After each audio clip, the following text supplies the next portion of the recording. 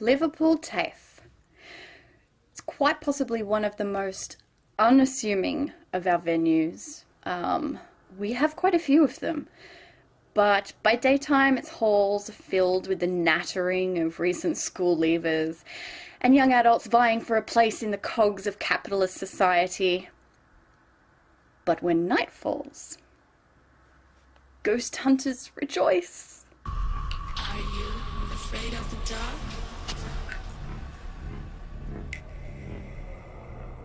Are you scared?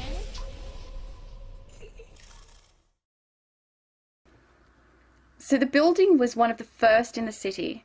It was built in 1813 and it was a convict hospital. It was a very small one, mind you, given that it could only house maybe about 30 convicts at a time. But it wasn't until Governor Macquarie ordered a new hospital in 1822 that we got this beautiful building before you.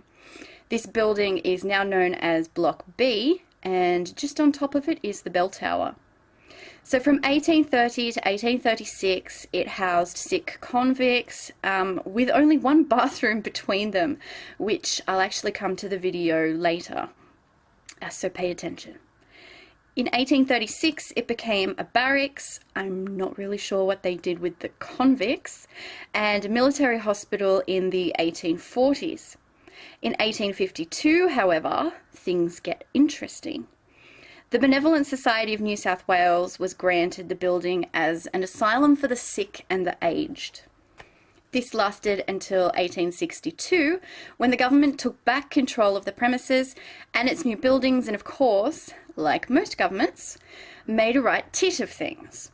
There was flooding, overcrowding, lack of beds, lice, rats, an alcoholic overseer who liked to siphon the funds for his own habit, and a few choice deaths and murders later.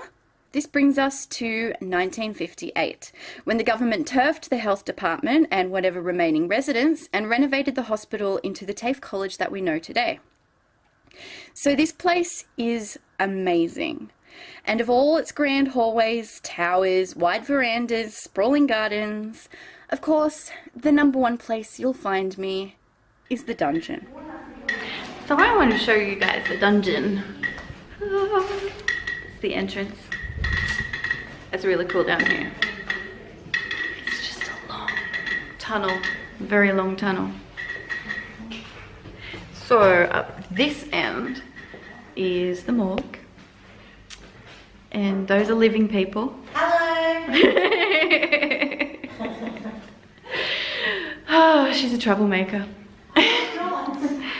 So this was the morgue, and when the TAFE was an asylum, this is where they used to take all their peoples and cut them into little pieces. And there's like I think that's where the drain used to be. Not quite sure, they filled it up. Anyway. Now, we call this the dungeon because there are cells here. I'll show you the cells. Because they're a bit nasty. Oh, there's a person up the other end. That's a living person. So there are cells here that they used to throw people in, basically if they didn't like you, or if you hurt the staff, which when you consider the sort of people that they used to have in a poorhouse back in the day, it was usually people that had some kind of mental illness. So it could have been something, you know, you might have people with schizophrenia, you might have people with dementia. If they did something to piss off a staff member, they'd get tossed down here, and like it's pretty small, and like look how short the door is. Like look at this, it's crazy. I have to bend down. Now some of the cool things that have happened here is, well, personally for me, I've heard many things here. We had my REM pod always round about here.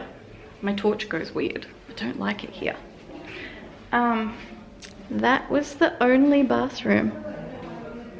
That used to be the only bathroom in the place when there was only one building on campus. So, one bathroom. And the person that, there's actually quite a lot of people who died there. This is John. He's hiding. There's actually quite a few documented deaths that happened in that bathroom, and the most noticeable one is a guy who apparently committed suicide by having his thumbs tied behind his back, and he was found face down in the bathtub, which doesn't sound like suicide to me, so he obviously pissed someone off. Yeah, but it's mainly just used for storage and stuff now. I do spirit box experiments down here. Now we did have a REM pod that I was keeping down there that kept going off, which was kind of cool, but like not only did it go off, it then had the batteries drained 3 times. I think the second battery and the third battery only lasted maybe about 5-10 minutes. Was that you moving? That was an end. I'm on edge now. Bye!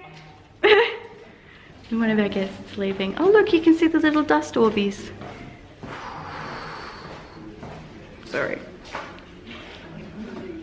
Yeah. Anyway, is there a ghost down there? Tell me if you see a ghost. No, that wasn't an orb. That was dust. I don't believe in orbs. Actually, no, that's a lie. I do believe in orbs. The only ones that you can see. Bye, guys. And everybody's leaving. So, I need to start packing up. And I will talk to you guys later. Bye. We're going into K block.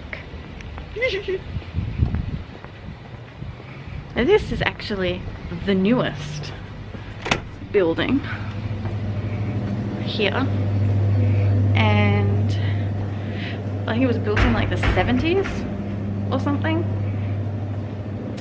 and this is actually the one that has the most activity. There's lots of corridors in this place. Can you, oh, there we go. So we'll go upstairs.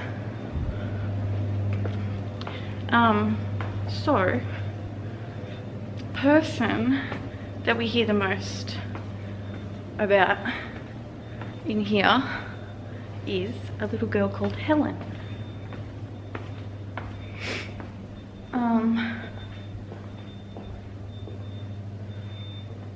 Is an alarm going off somewhere? I don't know. So the most of what we hear in here is mainly of a little girl called Helen. Don't know why. This is where the original doctors and nurses, well, nurses' quarters used to be, not the doctors' quarters. And I don't know, some people reckon that maybe she was a nurse's child, or this block is also closest to the emergency department for this. So Liverpool Hospital is just right next to us. So this is actually, you can hear the ambulances opening and closing at about, you know, 2-3 o'clock.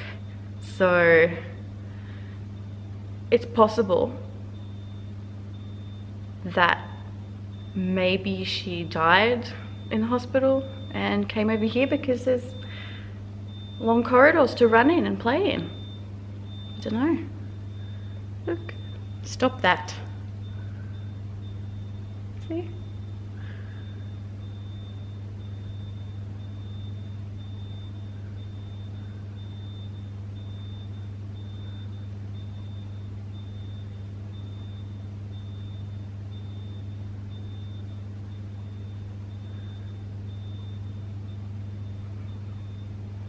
It's always really creepy when you're in here by yourself.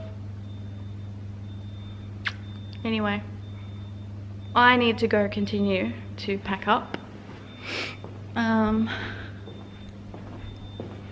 And, oh, you can't see me.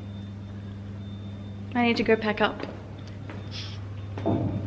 And I will try and not blind myself. Yeah, I need to go pack up. So I will talk to you guys later.